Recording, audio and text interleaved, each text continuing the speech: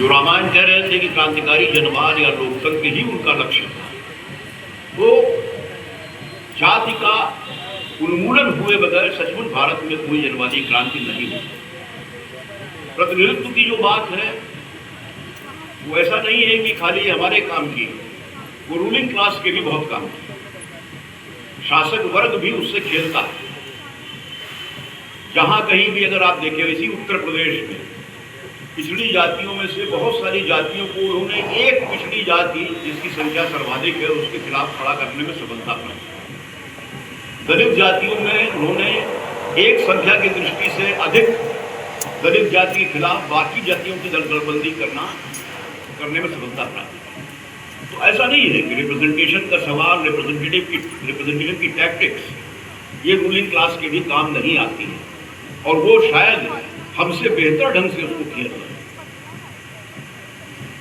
अब चूंकि कविता का सत्र होने वाला है तो मैं अपनी बात बहुत कुछ कहना चाहते हुए भी नहीं कहूँगा।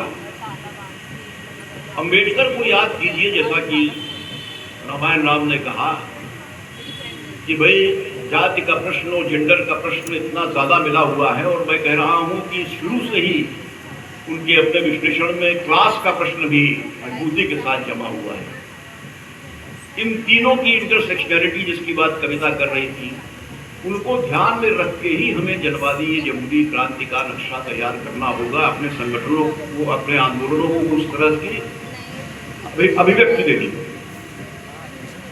बहरहाल एक कविता पे बात करते हैं, बड़ी चर्चा में रही इधर, जिसमें एक वाक्य आता है कि बड़कऊ हमऊ बोला। तो दरअसल बड़कऊ किसी एक जात में नहीं पाया जाता है।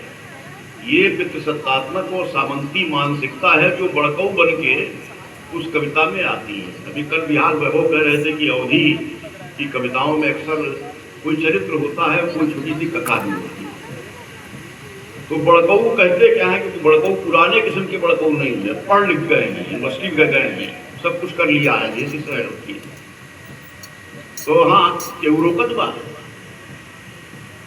बोला, अब भुगता उसके बाद FIR हुई।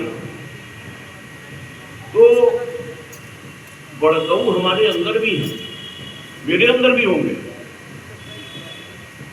अम्बेडकर को याद करने का मतलब है कि एक पूरी पीढ़ी दर पीढ़ी चली आती हुई जो जातिगत संरचना है, उसमें जिन लोगों ने एक बढ़तरी वर्चस्व बनाए रखना, उनके लिए प्रायश्चित की घड़ी का सामना करना बहुत बड़ी